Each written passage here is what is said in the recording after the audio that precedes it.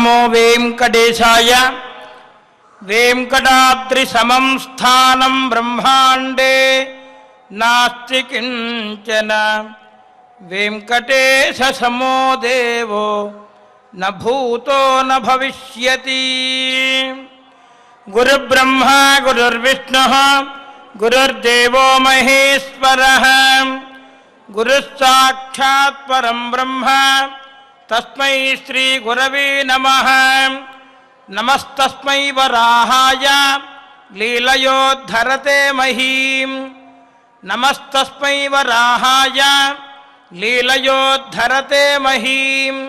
ఖురమధ్యగతో యస్య మేరుః కనకనాయతే. వెంకటాద్రి సమం స్థానం బ్రహ్మాండే నాస్తి కించన.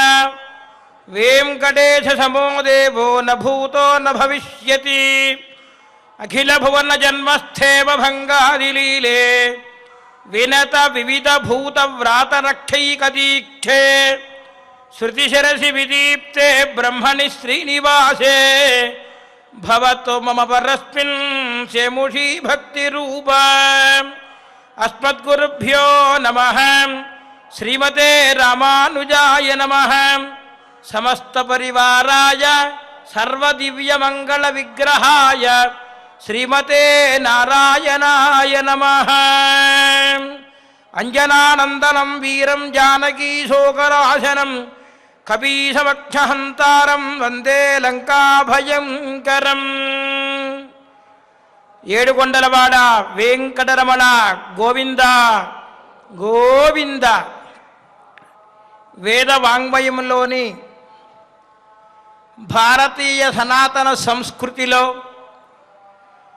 అత్యంత ప్రధానమైనటువంటి వేదములు, వేదాంగములు, వాటి యొక్క సారాన్నంతా కూడా మనకి అందించినటువంటి మహానుభావులు అష్టాదశ మహాపురాణ రూపములలో మత్స్య మార్కండేయ పురాణములు మొదలుగా కొని స్కాంద పురాణముల వరకు గల 18 పురాణములను కూడా చక్కగా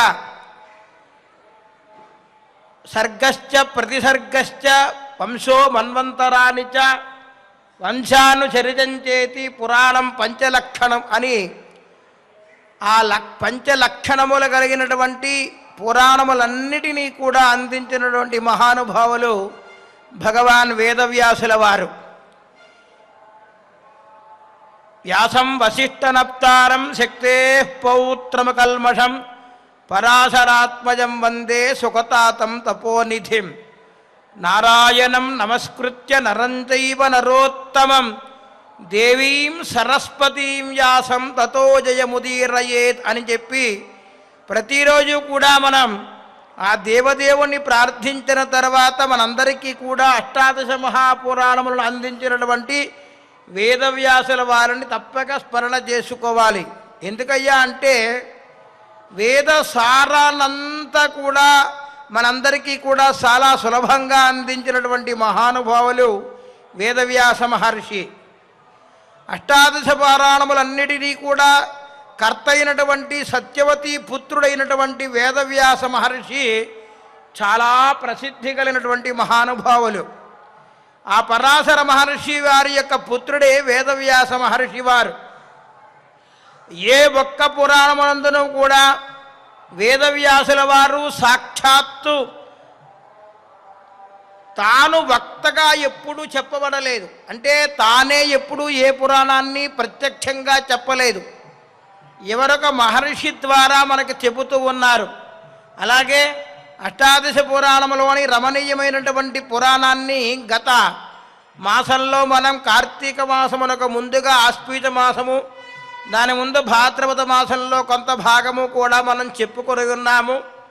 నారద పురాణం గురించి ఆ నారదీయ మహాపురాణములను కూడా మనకి సనత్కుమారాది బ్రహ్మమానస పుత్రుల చేత చెప్పించారు మన వేదవ్యాసుల వారు. అష్టాదశ మహాపురాణములను ప్రత్యక్షంగా ఆయన చెప్పకుండా వాటన్నిటినీ కూడా విరచించి మనందరికీ కూడా నైమిసారణ్యంలో మహానుభావుడైనటువంటి సూత మహాముని వారి వద్దకు ప్రతిరోజు కూడా సౌనకాది మహర్షులందరూ కూడా వెళ్ళి అక్కడ సాష్టాంగ ప్రణిపాతం చేసి, స్వామి మాకు వేద వాంగ్మయంలో ఉన్నటువంటి సారాన్నంతా కూడా పురాణ రూపంలో అందించినటువంటి వాటి విషయాలన్నింటినీ కూడా సమగ్రంగా అందించండి అని చెప్పి ప్రార్థన చేస్తే, సూత మహాముని వారి వద్ద ద్వారా మనకి అన్నీ కూడా పురాణాలు తెలుస్తూ ఉన్నాయి. మరి ఎందుకండి ఈ పురాణాలన్నీ కూడా మనం వినాలి అంటే, అవి ఏమీ అర్థవాదములు కావు. అయినప్పటికీ కూడా పురాణములు సప్రమాణముగా మనకి అందించారు వేదవ్యాస మహర్షి వారు. కాబట్టి ఒక్కొక్క పురాణంలోనూ ఉన్నటువంటి వాంగ్మయం అంతా కూడా మనం తెలుసుకుంటే మన చేస్తున్నటువంటి కర్మలన్నీ కూడా నిర్మూలన జరిగి సాక్షాత్తు ఆ పరంధాముడైనటువంటి నారాయణుని యొక్క సాన్నిధ్యానికి చేరడానికి ఏకైక మార్గము పురాణ శ్రవణం మాత్రమే అని చెప్పారు. అంటే పురాణాన్ని వినడం వలన వచ్చే మనకి ఫలితం ఏమిటి అంటే, సమస్త కర్మలు కూడా నిర్మూలనమైపోతాయి. అలాగే సమస్తమైనటువంటి సంపదలన్నీ కూడా కలుగుతాయి. గంగా స్నానంలో మనం స్నానం చేస్తే ఎంత ఫలితం కలుగుతుందో పురాణ శ్రవణం వలన అంత ఫలితము కలుగుతుంది. కాబట్టి అష్టాదశ మహాపురాణములను ప్రతిరోజు మనం కనీసం వాటి యొక్క పేర్లనైనా ఒక్కసారి మత్స్య మార్కండేయ మొదలుగా గల స్కాంద పురాణం వరకు ఉన్నటువంటి 18 పేర్లను మాత్రమే తలిచినట్లయితే అశ్వమేధయాగం చేసినటువంటి ఫలితం కలుగుతుంది అని చెప్పి మనకి పురాణము ద్వారా మనకి తెలుస్తూ ఉన్నందువలన సమస్తమైనటువంటి అందరికీ కూడా ఈ ప్రపంచంలో ఉద్భవించినటువంటి సమస్తమైనటువంటి వారందరికీ కూడా ముక్తిని కలగజేయు ఏకైక మార్గము పురాణ శ్రవణం మాత్రమే అని చెప్పి మనకి వెంకటేశ్వర స్వామి వారు ప్రతినిత్యము కూడా ప్రాతకాలంలో ఈ పురాణములన్నింటినీ కూడా శ్రవణం చేసే భాగ్యాన్ని ప్రసాదిస్తున్నారు. ఆ ఏడుకొండలవాడు స్వస్తి శ్రీ చాంద్రమాన శ్రీ శోభగుర్నామ సంవత్సరం దక్షిణాయనం హేమంత ఋతువు చక్కగా ఈ రోజు నుండి మార్గశిర మాసం ప్రారంభమవుతోంది. మాసానాం మార్గశీర్షోహం అని చెప్పి కృష్ణ పరమాత్మ గీతాచార్యుల వారు మనకు భగవద్గీతలో చెప్పినట్లుగా మార్గశిర మాసము శుక్లపక్షము ప్రతిపతు అంటే పాడ్యమీ తిథి జ్యేష్ఠ నక్షత్రం తదుపరి మధ్యాహ్నం నుండి మూలా నక్షత్రం కూడా వస్తుంది. బుధవాసరంతో ఈరోజు స్వామివారికి నిత్య కైంకర్యములన్నీ కూడా పూర్తి చేసుకుని గత మాసం ఎంతో పవిత్రమైనటువంటి మాసము అని చెప్పి మనందరికీ కూడా తెలుసు. ఎందుకయ్యా అంటే కార్తీక దామోదర మాసం అని చెప్పి మనం అనేక రకమైనటువంటి వ్రతములు విశేషమైనటువంటి పూజలన్నీ కూడా చేసుకున్నాం.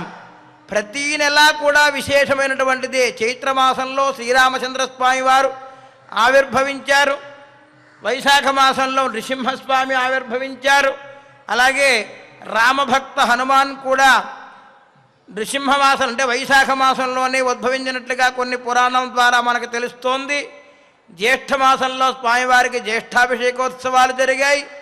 అలాగే ఆషాఢ మాసంలో పవిత్రోత్సవాదులు మొదలుగా కలవి. వాటితో పాటుగా తొలి ఏకాదశి అలాగే ఆనివరి ఆస్థానం దక్షిణాయన పుణ్యకాలం కూడా మనకి ప్రారంభమైంది. శ్రావణ మాసంలో వరలక్ష్మి వ్రతాన్ని చేసుకున్నాం. శ్రావణ బహుళ కృష్ణాష్టమి జరిపించుకున్నాం. ఇక తర్వాత భాద్రపద మాసంలో చక్కగా వినాయక చతుర్థి మొదలుగా గల పర్వదినములన్నీ కూడా మనం స్వామివారికి ప్రీతితోటి జరిపించుకున్నాం. ఆశ్వీజ మాసంలో అటు శ్రీవారిని బ్రహ్మోత్సవంలోనూ అటు అమ్మవారిని కూడా సేవించుకున్నాం.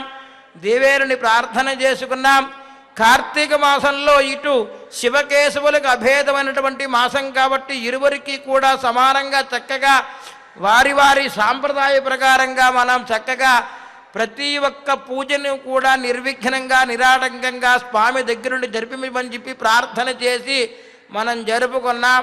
ఇక మార్గశిర మాసం ఈ రోజుతోటి ప్రారంభమయ్యింది. మాసానాం మార్గశీర్షోహం మృగానాంచ మృగేంద్రోహం వైనతేయస్య పక్షిణామన్నాడు భగవద్గీతలో గీతాచార్యుల వారు. కాబట్టి అత్యంత రమణీయమైనటువంటి మాసం ఈ యొక్క మాసము. అందున హిమవంత ఋతువు ఎప్పుడూ కూడా మంచు అలా పడిపోతూ ఉంటుంది. ఈ యొక్క ఋతువులో రాబోయేది మరి ఒక 3 రోజులలో మనకి సౌరమాన ప్రకారంగా ధనుర్మాసం కూడా ప్రారంభమవుతోంది.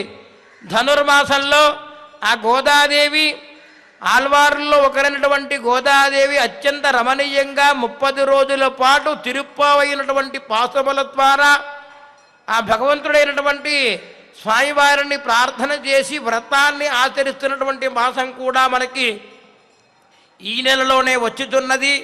అలాగే వైకుంఠ ఏకాదశి మహాపర్వదినము మొదలుగా గల విశేషమైనటువంటి మాసం ఈ యొక్క మార్గశిర మాసం. ఈ మార్గశిర మాసంలో పునః మనం నారదీయ మహాపురాణంలోని విశేషాలన్నిటినీ కూడా మనం తెలుసుకోవడం కోసం శ్రీనివాసుడు అనుగ్రహించాలని చెప్పి యథామతి స్వామివారి యొక్క ఆజ్ఞ మేరకు పలికించేవాడు, పలికింపబడేది మొత్తం అంతా కూడా పరమాత్మే కాబట్టి ఆయన్ని ప్రార్థన చేస్తూ మనం నారదీయ మహాపురాణంలోని విశేషాలని తెలుసుకోవడం కోసం ఉపక్రమిద్దాం. ఎందుకయ్యా అంటే పురాణ శ్రవణ ఫలితం ఎంత గొప్పదో మీ అందరికీ కూడా తెలుస్తూ ఉన్నది. కాబట్టి మనందరం కూడా ఎంతో పుణ్యం చేసుకున్నాం. పూర్వజన్మ పుణ్యం చేసుకుంటే తప్ప పురాణ శ్రవణాన్ని ఫలితాన్ని మనం పొందలేము అని చెప్పి సాక్షాత్తు వేదవ్యాసుల వారే మనకి సెలవిస్తూ ఉన్నారు. కాబట్టి ఈ నారదీయ మహాపురాణంలో అనేక రకమైనటువంటి విషయాలన్నింటినీ కూడా చెప్పుకుంటూ మార్కండేయ మహర్షి గారి యొక్క వృత్తాంతాన్ని తెలుసుకున్నాం. ఆ తర్వాత గంగానది మాహాత్మ్యాన్ని కూడా మనం తెలుసుకుని ఇప్పుడు ఈ రోజు నుండి తిరిగి మరలా మనం నూతనమైనటువంటి మరొక విషయాన్ని కూడా తెలుసుకోవడం కోసం ప్రయత్నం చేస్తూ స్వామివారిని అనుగ్రహించవలసిందిగా కోరుతూ మనం సారాంశంలోకి వెళదాం. గంగా నామము గంగా గంగా గంగా అంటేనే గంగా నామము పవిత్రమైనటువంటిది అని మనం తెలుసుకున్నాం.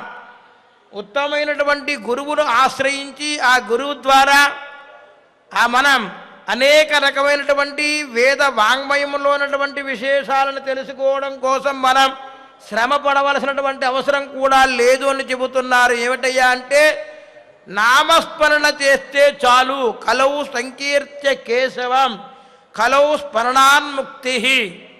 వేద విహితమైనటువంటి కర్మలన్నీ కూడా ఆచరిస్తూ ఎవరికీ కూడా అపకారం చేయకుండా, ప్రాణి హింస చేయకుండా, గోవధ చేయకుండా, గోవుని సేవిస్తూ దేవాలయములను దర్శిస్తూ భగవంతుడైనటువంటి ఆ పరంధాముణ్ణి త్రికరణ శుద్ధిగా మనం ధ్యానం చేస్తూ నామ సంకీర్తన చేస్తూ ఉన్నటువంటి వారందరూ కూడా ముక్తిని పొందారు అని చెప్పి మనకి అనేక రకమైనటువంటి పురాణాల్లో తెలుస్తూ ఉన్నాయి.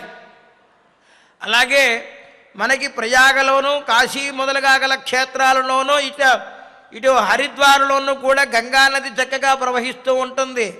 మరి ప్రతినిత్యము కూడా ఆ గంగానది వద్దకు వెళ్ళి మనం స్నానం ఆచరించాలి అని అంటే మనకి కొంత అవకాశం తక్కువ కాబట్టి కేవలం గంగా గంగా గంగాని ముమ్మార్లు ఆ గంగానదిని ప్రార్థన చేస్తే ఆ గంగానదిలో స్నానం చేసినటువంటి విశేషమైనటువంటి ఫలితం కలుగుతుంది అని చెప్పి మనకి గంగా మాహాత్మ్యం ద్వారా తెలుసుకున్నాం నారదీయ పురాణంలో. అదే విషయాన్ని తిరిగి మరలా నారదుల వారు ప్రశ్నిస్తూ ఉన్నారు సనత్కుమారాది మహర్ష్యాదులందరినీ కూడా. నారద మహాముని ఈ ప్రకారంగా ప్రార్థన చేస్తున్నారు మహర్షిని. నారదబువాచ కోశవు రాక్షస భావాబ్ధి మోచిత సగరాన్వయే సగరః కో మునిశ్రేష్ఠ తన్మహాఖ్యాతుమర్హసి. ఈ ప్రకారంగా గంగాజల బిందువులను సేవించినంత మాత్రాన్ని సగర చక్రవర్తి మొదలుగా గల వారందరూ కూడా వారి యొక్క రాక్షస భావాన్నంతా కూడా వదిలిపెట్టారు అని చెప్పి ముందు మనకు అధ్యాయంలో తెలియపరిచారు.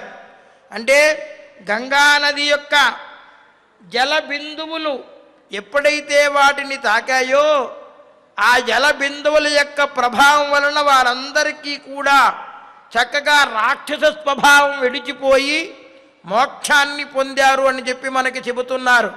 చెబుతూ ఉంటే తిరిగి మరలా ఈ ప్రకారంగా అడుగుతున్నారు ఆ నారద మహర్షి, ఓ మునిశ్రేష్ఠ, సగర వంశము వారు రాక్షస భావము నుండి విముక్తుడయ్యారు అని చెబుతున్నారు. వారెవరు, అసలు సగరుడనటువంటి వారు ఎవరు, వారి యొక్క వృత్తాంతమంతా కూడా సవిస్తారంగా మాకు తెలియపరచండి అని చెప్పి ప్రార్థన చేస్తున్నటువంటి ఆ నారద మహర్షి వారికి ఈ ప్రకారంగా చెబుతున్నారు శనక మహర్షి. ఏమిటయ్యా అంటే,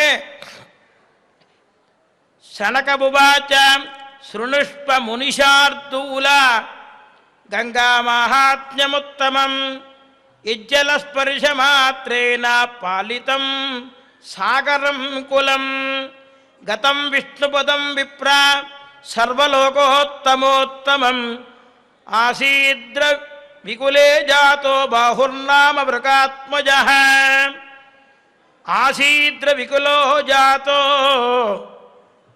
బాహుర్నామ మృగాత్మజః బుభుజే పృథివీం సర్వాం ధర్మతో ధర్మతత్పరః.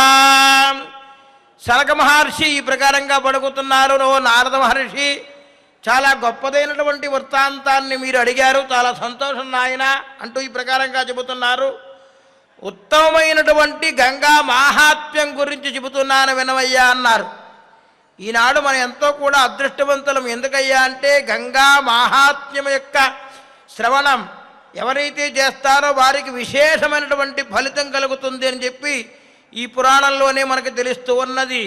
ఎందుకయ్యా అంటే, గంగాజల స్పర్శ చేత, ఆ గంగాజలము యొక్క స్పర్శ చేత గంగా నదిని ఉన్నటువంటి బిందువుని ఒక్కసారి తాకినట్లయితే సమస్తమైనటువంటి తీర్థములలోనూ స్నానం చేసినటువంటి ఫలితం కలుగుతుంది. సమస్తమైనటువంటి కల్మషములన్నీ కూడా మనకి తొలగిపోతాయి. అన్ని లోకములలో కూడా ఉత్తమమైనటువంటి లోకం విష్ణులోకం. ఆ విష్ణులోకాన్ని చేరడానికి గంగా స్నానం చేస్తే చాలు, గంగా మహాత్మ్యం యొక్క విశేషాన్ని తెలుసుకుంటే చాలు అని చెప్పి మనకు చెబుతూ ఉన్నారు. అంటూ ఈ ప్రకారంగా చెబుతున్నారు. సూర్యవంశంలో వృక మహారాజు అనేటువంటి మహారాజు గారికి యొక్క పుత్రుడైనటువంటి బాహు అనేటువంటి ఒక ఆయన ఉండేవారట. ఆ బాహువు అనేటువంటి మహానుభావుడు ధర్మ తత్పరుడై, అంటే ఎల్లప్పుడూ కూడా ధర్మాన్ని తప్పకుండా, ధర్మం గురించి మనం చాలా విశేషాలని లోగడ తెలుసుకున్నాం. ఎల్లప్పుడూ కూడా తను రామో విగ్రహవాన్ ధర్మ అన్నట్లుగా రామచంద్రస్వామి సాక్షాత్తు ఆ ధర్మస్వరూపుడు ఆయన. అలాగే వారి యొక్క శిష్యులైనటువంటి పరంపరలో ఉన్నటువంటి వారందరూ కూడా, మనందరం కూడా ఎప్పుడు కూడా ధర్మాన్ని తప్పకూడదు. సత్యవాక్ పరిపాలన కోసం సత్యహరిశ్చంద్రుడు ఏ ప్రకారంగా అయితే ఎల్లప్పుడూ కూడా సత్యాన్నే పలికాడు, అలాగే ధర్మాన్ని ఆచరించారు. వారందరిలాగా ఈ యొక్క మహానుభావుడైనటువంటి బాహు అనేటువంటి మహానుభావుడు ధర్మ తత్పరులై ఎల్లప్పుడూ కూడా ధర్మబద్ధంగానే ఆ రాజ్యాన్నంతా పరిపాలన చేస్తూ ఉన్నాడట. రాజ్యాన్ని పరిపాలన చేస్తూ ఉంటే ఆ రాజ్యంలో ఉన్నటువంటి వారందరూ కూడా ఈ బాహు పరిపాలన చేస్తుంటే ఎంతో ఆనందంగా ఉన్నారట. బ్రహ్మణః క్షత్రియా వైశ్యః శూద్రాశ్చాన్యేశ్చ జంతవః స్థాపితాః స్వస్వధర్మేషు తేన బాహుర్విశాంపతిః అశ్వమేధైరిజాజాసౌ సప్తద్వీపేషు సప్తభిః అతర్పయత్ భూమిదేవాన్ గోభూస్పర్ణాంశుకాదిభిః అశాసన్ నీతిశాస్త్రేణ యథేష్టం పరిబంధినః మేనే కృతార్థమాత్మానం అవ్యాతుపనివారణం. బ్రాహ్మణ క్షత్రియ వైశ్య తదుపరి వర్ణముల వారు అందరూ కూడా చివరికి జంతు జాలము కూడా, అంటే అందరూ కూడా ప్రాణి అంతా కూడా తమ తమ ధర్మాలన్నిటినీ కూడా సక్రమంగా ఆచరిస్తున్నట్లుగా చేస్తున్నాడంటే ఎవరు కూడా వారి ధర్మాన్ని తప్పలేదు. విధి విహితమైనటువంటి కర్మలన్నీ కూడా చక్కగా ఆచరిస్తూ ఉన్నారు. వారు చేయవలసినటువంటి స్వధర్మ అనుష్ఠానం అంతా కూడా చక్కగా చేసుకుంటూ ఉన్నారట. బాహు మహారాజు గారు పరిపాలిస్తున్నటువంటి రాజ్యంలో చక్కగా ప్రజలందరికీ కూడా కన్న బిడ్డల వలె ఉండి పరిపాలన చేస్తూ ఉన్నారు ఈ బాహు అనేటువంటి మహారాజు. 7 ద్వీపాలలో, అంటే సప్తద్వీపాలలో ఆయన 7 అశ్వమేధ యాగాలు చేశాడట ఈ బాహు అనేటువంటి మహానుభావుడు. చేసి అనేక రకమైనటువంటి గోవులను, భూమిని, బంగారాన్ని, వస్త్రములను మొదలుగా గల వాడన్నిటినీ కూడా బ్రాహ్మణోత్తములకి దానం ఇచ్చి వారందరినీ కూడా తృప్తిపరిచి వారందరి చేత కూడా ఆశీస్సులు పొందాడట ఈ బాహు అన్నటువంటి ఆయన. రాజనీతి చేత శత్రువుని శాసిస్తూ ఉన్నాడు. రాజు అయినటువంటి వాడు ఏం చెయ్యాలి అంటే చక్కనైనటువంటి నైపుణ్యం చేత రాజనీతి శాస్త్రాంతో చక్కగా పరిపాలిస్తూ శత్రురాజులందరినీ కూడా జయిస్తూ తన యొక్క రాజ్యంలో ఉన్నటువంటి వారందరినీ కూడా వారి వారి స్వధర్మానుష్ఠానము చేసుకోవడానికి ఏ విధమైనటువంటి ఆటంకము కూడా లేకుండా చక్కగా ప్రజలందరినీ కూడా కన్నబిడ్డల వల్లే పరిపాలన చేస్తున్నటువంటి బాహుమహారాజు గారి గురించి ఎంతో గొప్పగా కీర్తన శ్లాఘిస్తున్నారట. గొప్పవాడు గొప్పవాడు అని చెప్పి 10 మంది కూడా కొనియాడుతూ ఉన్నారట. ఎప్పుడూ కూడా ఎవ్వరికీ కూడా బాధ కలిగించడం లేదు. కొంతమంది స్వామివారిని కొంతమంది స్వామివారిని ప్రార్థన చేస్తూ ఉంటాం, స్వామి మాకు మంచి బుద్ధిని ప్రసాదించు, మాకు సకలమైనటువంటి సంపదలన్నీ కూడా ప్రసాదించు అని. అంటే ఏమిటి మంచి బుద్ధి అంటే ఏమిటి? ఎప్పుడూ కూడా నీయందు మనస్సును నిలిపి త్రికరణ శుద్ధిగా నిన్ను సేవించుకునే భాగ్యం మాకు ప్రసాదించు, సద్బుద్ధిని మాకు ఇవ్వయ్యా అంటూ ఉంటాం. ఎందుకంటే ఇతరులను ఎట్టి పరిస్థితుల్లోనూ హింసించకూడదు అని చెప్పి మనకి శాస్త్రం చెప్పింది, వేదం చెప్పింది. ధర్మంగా మనం నిర్వర్తించుకోవాలి, ధర్మంగా ఉండాలి అని చెప్పి ఎప్పుడూ కూడా ఎవరిని కూడా హింసించడం లేదట. ఎవరితోటూ కూడా పరుషమైనటువంటి వాక్యములన్నీ కూడా పలకడం లేదట.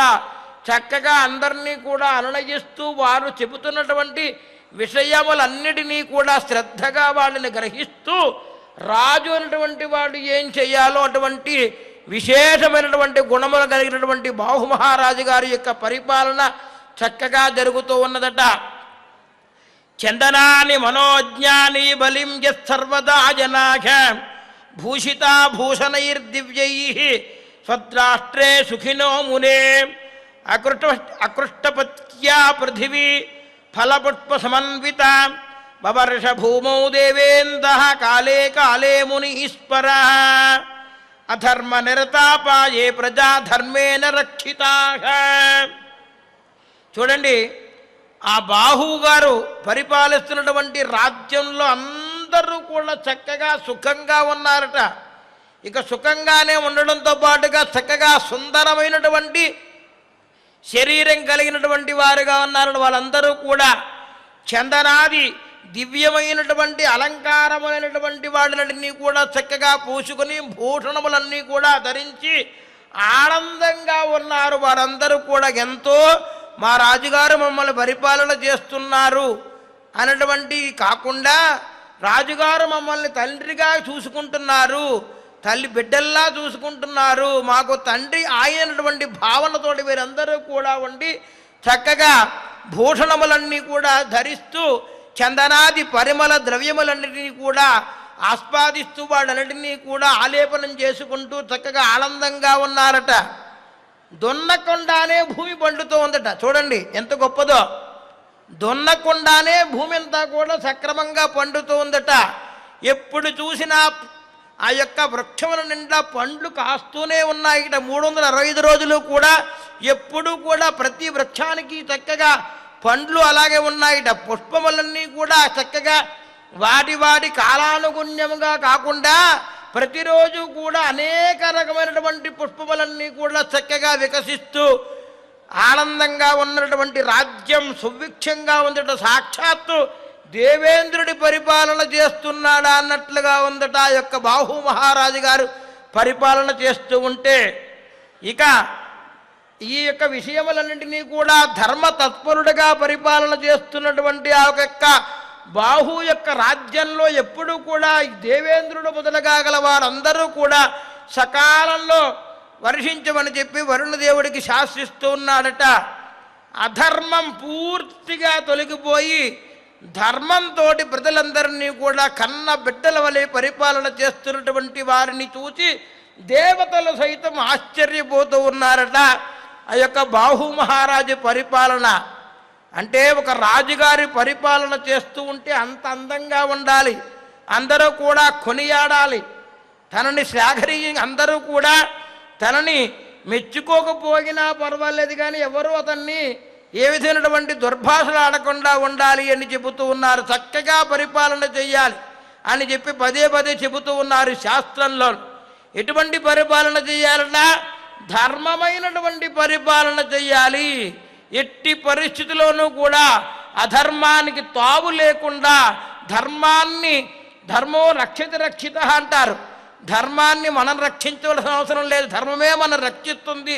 మనం ధర్మంగా ఉంటే ధర్మమే మన రక్షిస్తుంది అని చెప్పి శాస్త్రాలు చెబుతూ ఉన్నాయి. ఈ ప్రకారంగా పరిపాలన చేస్తున్నటువంటి ఆ యొక్క మహారాజు గారికి ఏకదా తస్య భూషస్య సర్వసంపద్వినాశకృతే అహంకారో మహాన్ యజ్ఞే సాసుయో లోభహేతుకః అహం రాజా సమస్తానాం లోకానాం పాలకో బలే కర్తా మహాకర్తూనాంచ మత్తః పూజ్యోస్తి గోవరః అహం విచక్షణ శ్రీమాన్ జితాస్తర్వే మమారయః వేద వేదాంగ తత్వజ్ఞా నీతిశాస్త్ర విచారదగ. ప్రజలందరినీ కూడా చక్కగా కన్నబిడ్డలే పరిపాలన చేస్తున్నటువంటి యొక్క మహారాజు గారి యొక్క రాజ్యమంతా కూడా సుభిక్షంగా ఉంది.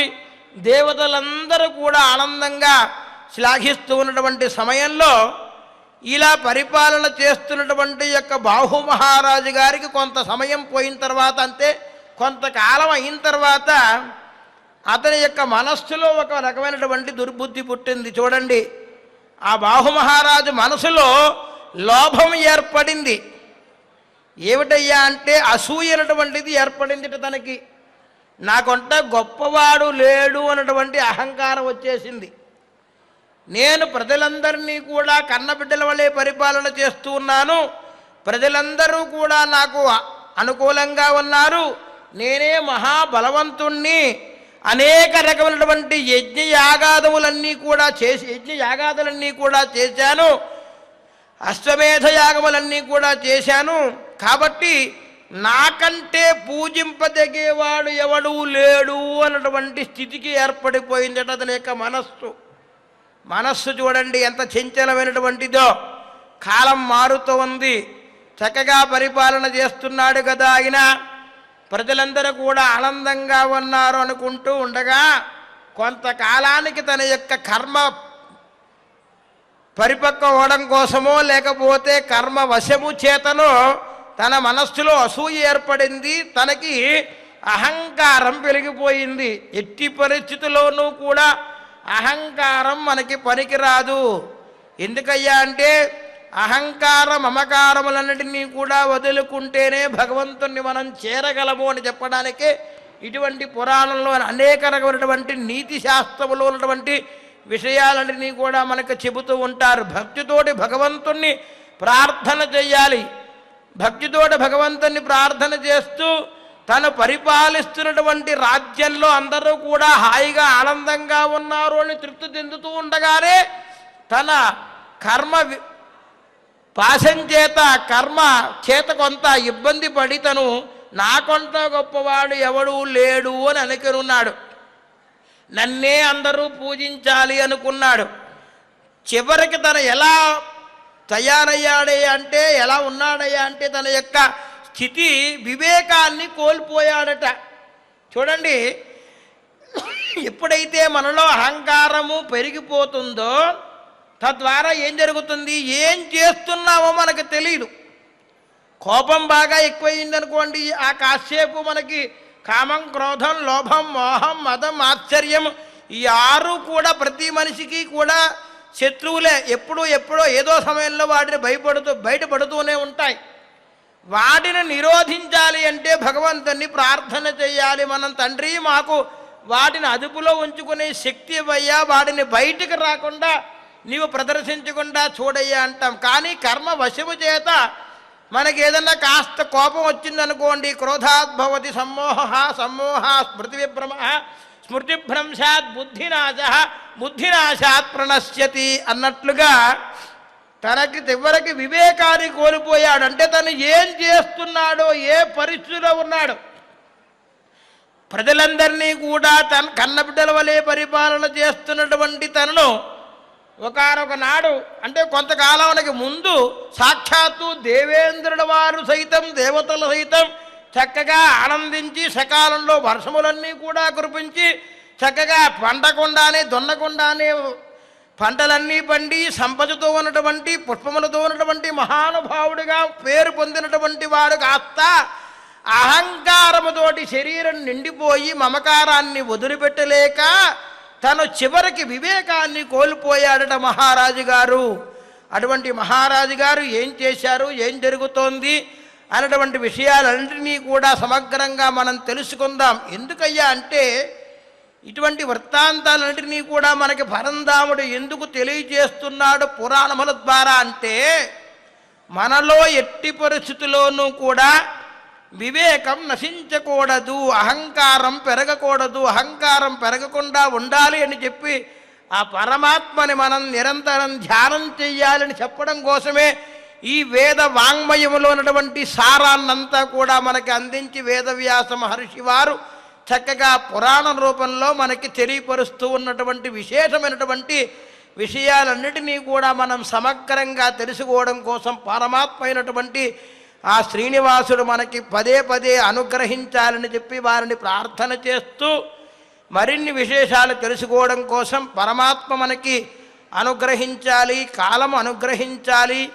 సమయం అనుగ్రహించాలి. నిర్వికారుడు, నిరామయుడు, నిరంజనుడైనటువంటి ఆ పరమాత్మని సదా మనం శిరస్సు వంచి అంజలి గట్టించి పాదాభివందనం చేస్తూ సాష్టాంగ ప్రణిపాతంగా స్వామి ప్రతిరోజు కూడా నిన్ను సేవించుకునే భాగ్యం ప్రసాదించవయ్యా అంటూ ఆ స్వామివారిని పదే పదే మనఃపూర్వకంగా మరొక్కసారి సాష్టాంగ ప్రణిపాతం చేస్తూ మజ్జన్మన మండపం సరసిజాం హితశోభోగీస్వరౌ రామం నీలమయం మహానసవరం తార్క్యం నృసింహం ప్రభం